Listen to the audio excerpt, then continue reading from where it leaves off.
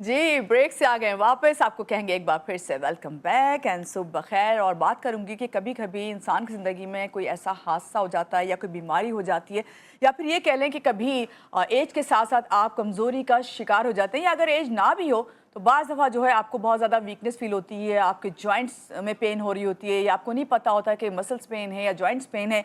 तो अक्सर मरीज़ जो हैं वो बहुत ही डिसहार्ट हो जाते हैं, मायूस हो जाते हैं कि अब इसका कोई इलाज नहीं है, और अगर कोई इलाज है भी तो शायद कंप्लीटली हम जो है परफेक्ट नहीं होंगे। मगर यहाँ पे मैं जिक्र करूँगी फिजियोथेरेपी का, जिसने मेडिकल साइंस में नई राहें खोली हैं, और नई राहें नहीं खोली बल्कि इंसान की ज़िंदगी को आसान बनाना शुरू कर दिया है।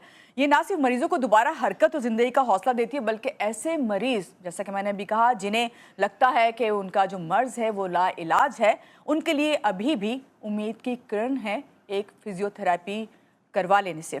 आज के प्रोग्राम में हम बात करेंगे कि भाई फिजियोथेरेपी किस तरह माजूरी, कमज़ोरी या फिर जो लाइलाज समझे जाने वाली बीमारियां हैं उनको किस तरह बेहतर से बेहतर कर सकती है, या कितना उसका इलाज जो है मददगार साबित होता है। हमारी जो गेस्ट है, पहले मैं चाहूँगी उनसे आपकी मुलाकात कराऊँ। हमारे साथ इस वक्त मौजूद हैं सहला फौजान मीर, फिजियोथेरेपिस्ट हैं। इनसे मिलते हैं और जानते हैं। अस्सलाम वालेकुम सहला, कैसी हैं आप? ठीक है, पहले तो सुबह खैर और बहुत शुक्रिया कि आज के प्रोग्राम में आप तशरीफ लाई। कैसी हुई आपकी सुबह? कराची का तो मौसम बहुत खूबसूरत है। बिल्कुल, बहुत खूबसूरत मौसम था, बहुत अच्छी सुबह हुई है। बहुत अच्छी सुबह हुई है, और ऐसी सुबह हो तो दिल चाहता है बस सारा दिन ही अच्छा गुजरे ना। बिल्कुल, काम पे भी दिल जाता है जाने के लिए। बिल्कुल बिल्कुल, और अच्छा लगता है। बिल्कुल, बहुत अच्छा लगा मुझे सुन के आपसे कि काम पे भी दिल चाहता है जाने को, और ये वही मौसम है जिसमें हम भी गर्मी रहती है ना। हाँ बिल्कुल बिल्कुल, और इसीलिए हम आपके सामने बैठे हुए हैं, और काम पे ये भी आई हूँ, मैं भी आ गई हूँ। सहला, चले यहाँ से बात स्टार्ट करते हैं। सबसे पहले ये बताइए फिजियोथेरेपी ठीक है, असल में क्या है और ये किस तरह से काम करती है? ठीक है, देखिए, अगर आसान लफ्ज़ों में बात करूं तो फिजियोथेरेपी एक ऐसा हेल्थ प्रोफेशन है जिसमें हम फिज़िकल अप्रोचेस को के थ्रू ना पेशेंट की फ़िज़िकल हेल्थ को इम्प्रूव करते हैं या उसकी फंक्शनल मोबिलिटी को बढ़ाते हैं जी। तो इसमें ज़रूरी नहीं है कि अगर पेशेंट को कोई मसला है, जैसे अगर वो पेन में है तो ही हमसे कंसल्ट कर सकता है।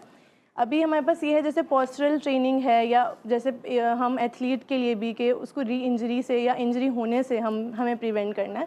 तो बेसिकली प्रिवेंट करने के लिए भी फिजियोथेरेपी जो है ना वो एक बहुत अहम किरदार अदा करती है। अच्छा। ज़रूरी नहीं है कि मतलब आपको अगर पेन है तो ही आप फिजियोथेरेपिस्ट से कंसल्ट करें। अब जैसे आप मॉर्निंग शो करती हैं तो आपको आपके लिए जैसे पोस्चर के हवाले से आप बिल्कुल गाइडेंस ले सकती हैं कि आपको अपने पर्टिकुलर किस मसल के हवाले से जो है ना आपको गाइडेंस की नीड है, कि आपको उस मसल को स्ट्रेंथन करना है ताकि आपको इन फ्यूचर कोई पेन ना हो।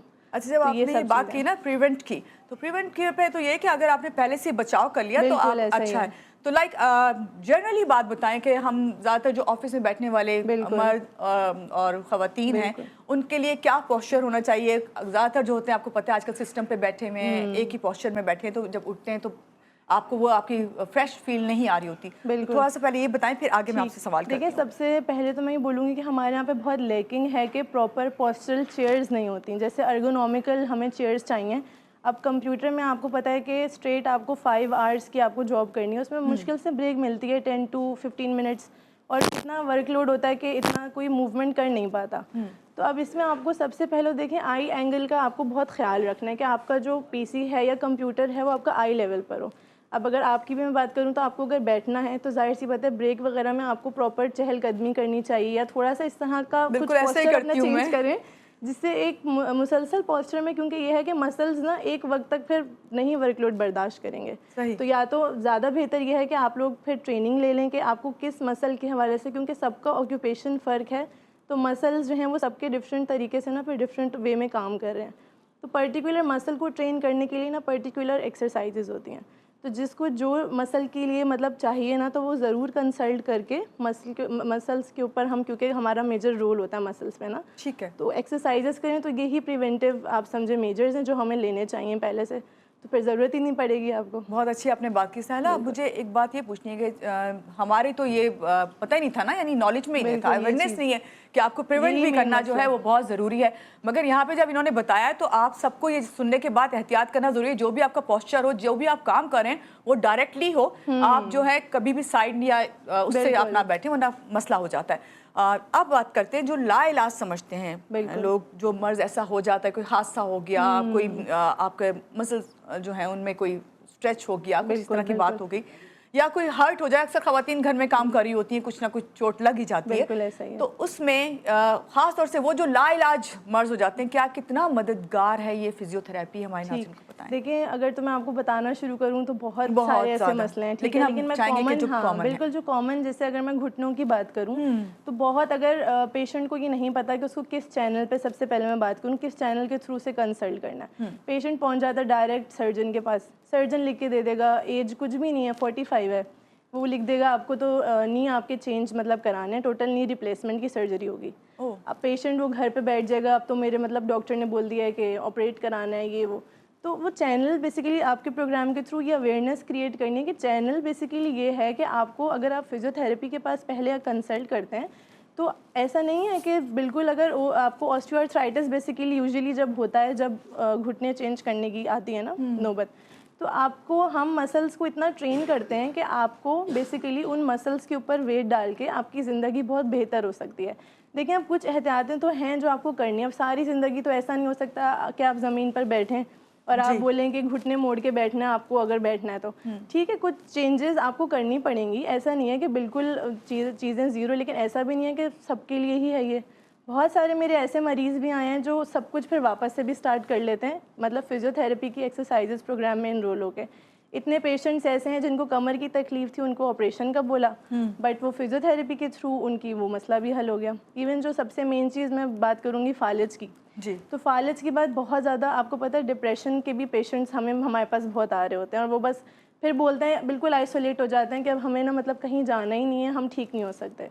तो एक ये नाउमीदी वाली जो चीज़ है, तो हमारी रिहैबिलिटेशन प्रोग्राम ऐसे हैं कि हम मसल्स के ही थ्रू, ऐसी टेक्निक्स के थ्रू हम पेशेंट को वापस से उनकी लाइफ में जो है कोशिश करते हैं कि लेकर आए। सही। अच्छा, एक बहुत कॉमन है, आप सुनती होंगी, चाहे वो खवातीन हो या मर्द हज़रात हो, कि भाई कमर का दर्द और मोरों का दर्द, इस तरह की हम बहुत सुनने में आता है, तो क्या ये फिजियोथेरेपी से ठीक हो जाता है? बिल्कुल।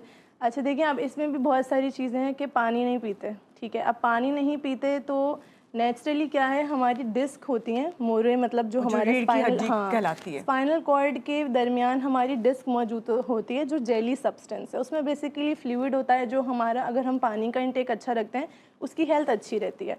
अब यूजुअली आप काम कर लें दिन भर, आपको खड़ा रहना है ज़्यादा, आपकी प्रोलॉन्ग सिटिंग है, इवन जो वेट लिफ्टिंग करते हैं, सही है, तो अगर आप पानी नहीं पिएंगे, वो वक्त के साथ श्रिंक होती जाएंगी। अब ज़ाहिर है, एक एज है जिसमें आपको ओवरऑल हेल्थ अच्छी है, जैसे हम बोलें अगर जवान है तो मसल्स चल रहे हैं, काम कर रहे हैं, लेकिन जब वो एक एज से बाहर निकल जाएगा, बल्कि उस पर एक्स्ट्रा लोड आ जाएगा ना, तो वो फिर प्रोट्रूजन या डिस्क हर्निएशन की तरफ चली जाती है कंडीशन। कुछ तो रिवर्सिबल होती है, जिसमें हम फिर एक्सरसाइजेस प्रोग्राम के थ्रू जो है वो उसको वापस रिवर्स कर सकते हैं, लेकिन सिर्फ एक्सरसाइजेस नहीं है ना, हमें पेशेंट को ओवरऑल लेकर चलना होता है। और कुछ ऐसी है, जैसे अगर प्रोट्रूजन इतनी ज़्यादा हो जाती है कि वो बाकायदा निकल के बाहर टूट जाती है ना, तो वो फिर ऑपरेट होता है, उसका ऑपरेट होता है। तो वो डिपेंड करता है कि किस नोयत से क्या प्रॉब्लम आई है, लेकिन ये है कि इलाज मौजूद है इसका।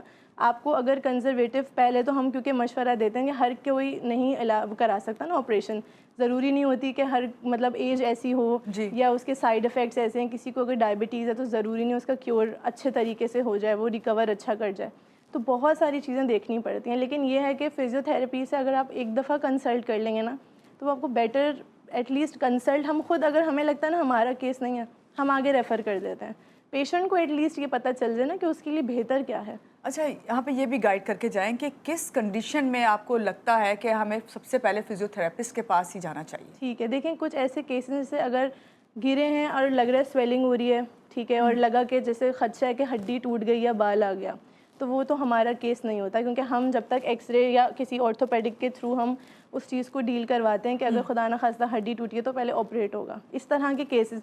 लेकिन अगर आपको लगता है कि आपको जो है जॉब रिलेटेड पेन है, जैसे हाउस वाइफ्स हैं उनको पेन है, तो ऑब्वियसली वो फिर हमारा केस है। जैसे घुटने की तकलीफ़ है, गर्दन की तकलीफ़ है, रोज़मर्रा के हिसाब से जैसे तकलीफ़ होती है, तो वो फिर हमारा केस है। तो उसमें फ़िज़ियोथेरेपी के हवाले से मतलब कोई ऐसा नहीं है कि आपके लिए रेफरल ज़रूरी है।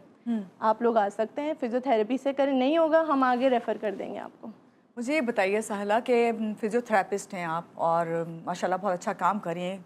फिजियोथेरेपिस्ट को जो दौरान ट्रीटमेंट है, क्या चैलेंजेस का सामना करना पड़ता है? मरीज़ के खदशात क्या होते हैं? ठीक है, देखिए, यहाँ हमारा एक बहुत बड़ा अलमिया है कि अब तो गूगल का ज़माना है, डिजिटल दौर का ज़माना है। अव्वल तो पेशेंट अब बहुत इमरजेंसी से भी इमरजेंसी चीज़ जो है वो गूगल कर रहा होता है, इवन ग्रुप्स पे पूछ रहा होता है कि मैं क्या करूं। तो अब ये है कि पेशेंट अपना माइंड बनाकर आया होता है कि मुझे मतलब फिजियोथेरेपी के लिए क्यों जाना है, कि बस आप एक दिन में हमें सेशन जो है वो बता दें, हम घर पे जाकर एक्सरसाइजेस कर लेंगे। तो अब हमारा ना एक क्राइटेरिया है कि हम पहले पेन मैनेज कर रहे हैं या एक्सरसाइजेस का हमारे पास एक प्रोटोकॉल होता है कि कब पहले हमें स्ट्रेंथनिंग के ऊपर काम करना है या फ्लेक्सिबिलिटी पे या एंड्योरेंस पे। तो सब चीज़ें बहुत फ़र्क हैं। तो ये अवेयरनेस बहुत ज़रूरी है पेशेंट्स के लिए कि आप ट्रस्ट करें अपने फिजियोथेरेपिस्ट के ऊपर। अब बाज़ वक़्त क्या होता है, एक पेशेंट मतलब आएगा और वो मुझे हेड टू टो बोलेगा मेरे ये मसले हैं। वो मुझे बैठे बैठे अपने 16 कोई मतलब समझे 17-16 अपने मसले बता देगा। मुझे पता उसको कोई मसला नहीं, उसको सिर्फ यहाँ का मसला है। तो ये चीज़ें ही बहुत हैं कि घर के माहौल में ना ये चीज़ें एड्रेस आपको पता नहीं होती बिल्कुल भी। हमारा ऐसा मतलब ऐसी सोसाइटी है कि इस चीज़ को एक्सेप्ट ही नहीं किया जाता। तो इस तरह की बहुत सारी चीज़ें। बाकी डॉक्टर्स के हवाले से ये है कि वो पेशेंट को अगर अच्छा काउंसल करेंगे ना फिजियोथेरेपी के हवाले से जी, क्योंकि बहुत दफ़ा ऐसा हमें फेस करने को मिला है कि वो इवन दवाइयाँ तो बहुत सारी लिखी होंगी लेकिन पीछे लिखेंगे ये एक्सरसाइज करानी, ये मोडेलिटी लगानी। अब पेशेंट को सेटिस्फेक्शन लेवल उसका ये वही डिवाइस लगाई आपने, ये वही एक्सरसाइज जो उन्होंने लिख कर दिया। ठीक है। तो ये सारी अच्छा, लास्ट में आपसे ये जानना चाहूँगी कि जिस तरह हमें कहा जाता है कि साल 6 महीने में लाजमन अपना मेडिकल चेकअप कराएं, बिल्कुल हमारा बिल्कुल ये कॉन्सेप्ट नहीं है कि कभी फिजियोथेरेपिस्ट के पास जाके भी अपना चेकअप कराना है। क्या ऐसा है, कोई एग्जाम करा सकते हैं कि अगर आप अपने आप को देखना चाहते हैं कितने फिट हैं? अच्छा देखिए, बहुत सारी कमी पेशियाँ हैं। जैसे अब अगर आपकी विटामिन डी कम है ना, तो अब अगर हम आपको थेरेपी दे रहे हैं तो वो एक हद तक काम करेगा, लेकिन अगर उसका लेवल ही इतना आप डेफिशिएंट हैं तो ज़रूरी नहीं है कि आपको फिर फिजियोथेरेपी से फ़ायदा हो। इसी तरह मैग्नीशियम की कमी है या विटामिन B12 की कमी है तो नसों का मसला रहेगा। अगर आप इंटरनली जो कमी पेशी है अगर वो आप अपना मेडिकल चेकअप से नहीं चेक करते कि इवन आयरन की कमी है तो पेशेंट मेरे पास आ रहा है, मैं थक रहा हूँ, मैं मतलब इवन मैं अपने हिसाब से उसको स्ट्रेंथनिंग करवाऊँ, लेकिन वो है ही इतना डेफिशिएंट, 9 और 8 का HB उसका है तो दिन भर तो वो रहेगा, फिर थक जाएगा रात में। तो इस तरह की बहुत सारी ऐसी चीज़ें हैं जो पेशेंट मिस कर जाते हैं और उनको नहीं पता। इवन शुगर की वजह से आप समझें इतने मसाइल हैं, मसल स्पैज़म इतना ज़्यादा होता है कि पेशेंट समझ ही नहीं पाता कि क्यों हो रहा है। हमने तो एहतियात भी की मगर फिर भी मसल हमारा इतना क्रैम्प कर रहा है।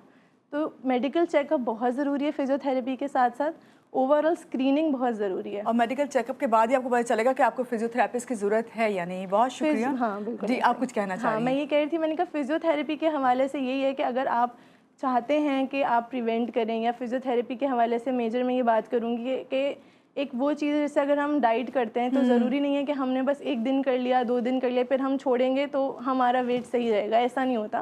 फिजियोथेरेपी फिजियोथेरेपी थेरेपी वैसी नहीं है, वो आपको लाइफ टाइम एक आपका प्रोटोकॉल होना चाहिए। आपका मतलब ज़िंदगी की कुछ चीज़ें आपको करनी है मेंटेन रख के ना, तो वो है बेसिकली फिजियोथेरेपी। बहुत शुक्रिया आज के प्रोग्राम में आप तशरीफ लाए और आप हमारे साथ हैं सहला फौजान मीर, फिजियोथेरेपिस्ट।